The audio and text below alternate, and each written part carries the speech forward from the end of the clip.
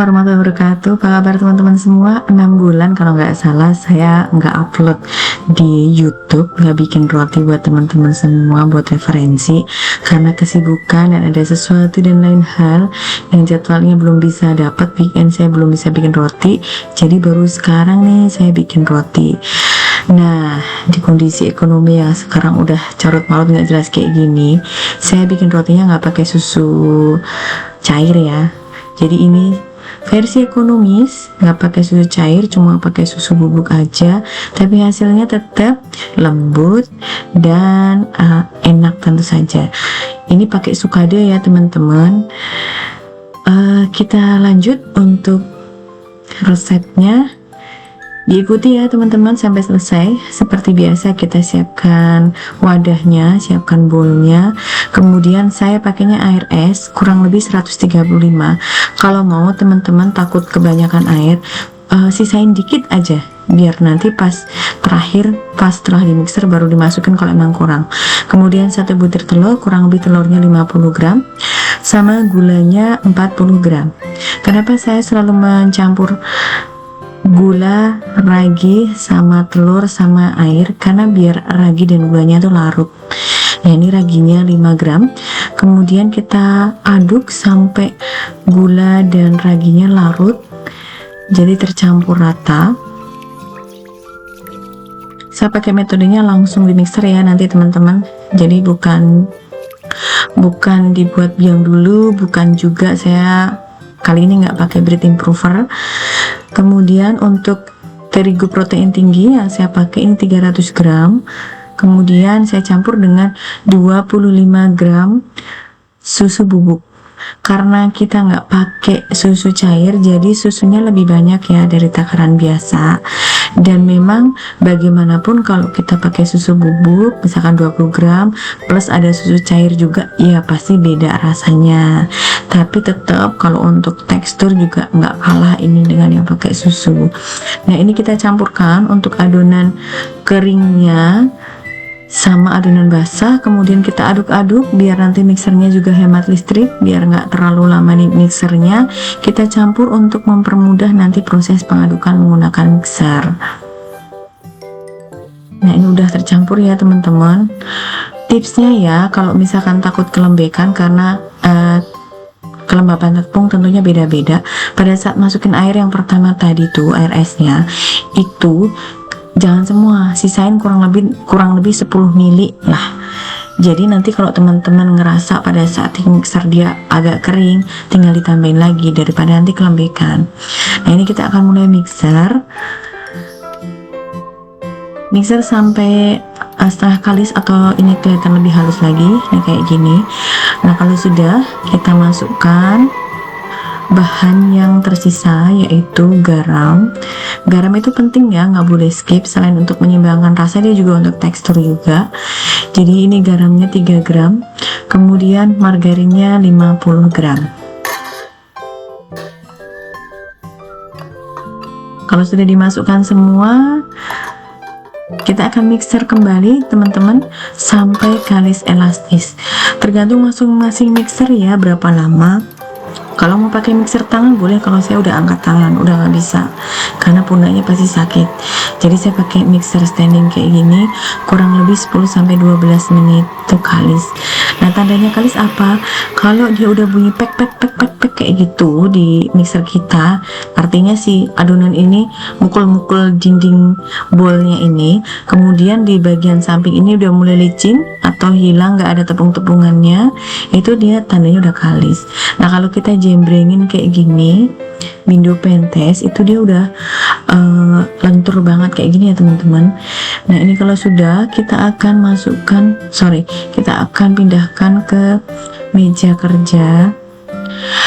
Insya Allah nanti saya beli alas lagi teman-teman. Ini udah alasnya udah pada rontok, udah pada jelek banget. Semoga YouTube-nya ini rame dan saya bisa beli alas silikon yang baru. Bukan silikon sih, ini plastik.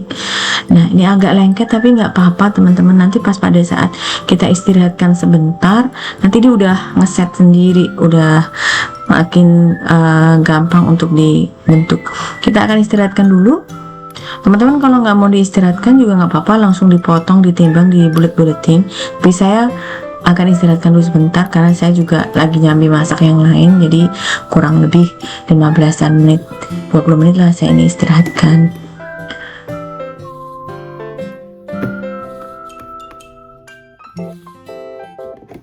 Nah kalau sudah diistirahatkan udah agak menggembung, teman-teman, selanjutnya kita akan timbang adonan dan kita potong-potong. Basicnya ini 300 gram, jadi saya akan bagi menjadi 10, tapi karena rotinya itu ada 2, 1 cup ada 2 belah gitu, jadi intinya ini dibikin dibuat 20. Jadi kalau ini saya timbang 600, masing-masingnya nanti 30 gram. Nah sedikit tips teman-teman, untuk ragi, saya kan biasanya pakai ragi yang sasetan.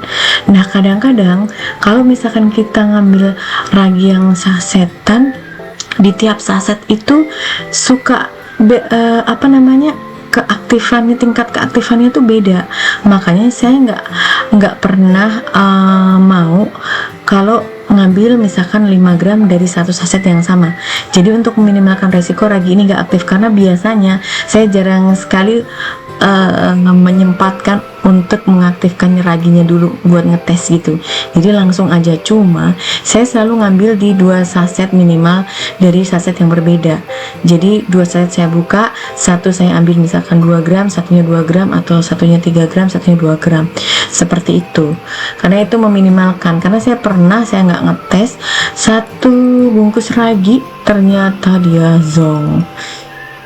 1 bungkus itu dia nggak ngembang. Nah oke teman-teman, ini udah kita timbangin 30 gram kurang lebihnya.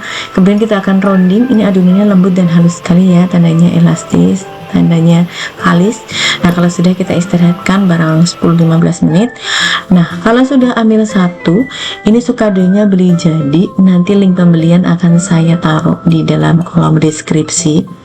Belinya di toko oren tentu saja, tapi saya ada langganan yang emang bagus. Dan kalau beli yang dia kiloan atau dia di ditimbang lagi, repack lagi lah, repack istilahnya, itu cari toko yang ada nyantumin di repackannya ini tanggal kadaluarsa. Nah saya selalu menyarankan beli yang tempat yang kayak gitu, karena kalau yang repack itu kebanyakan ada yang dia nggak nyantumin tanggal kadaluarsa dari bungkus aslinya. Nah saya lebih prefer yang ada tanggal kadaluarsa, jadi kita bisa simpan dan kita tahu kapan berakhirnya, walaupun kita nggak beli 1 bungkus besar atau 1 bungkus banyak.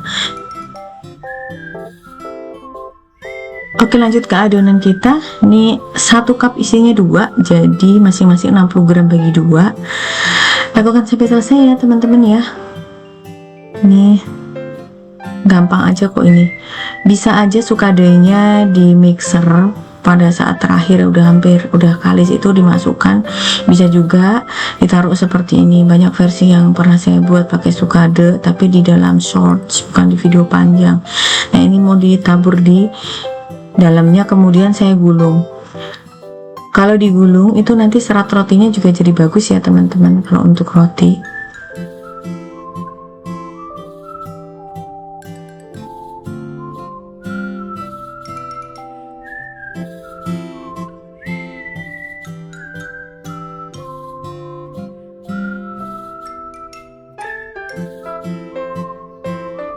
Nah lakukan semua sampai habis ya.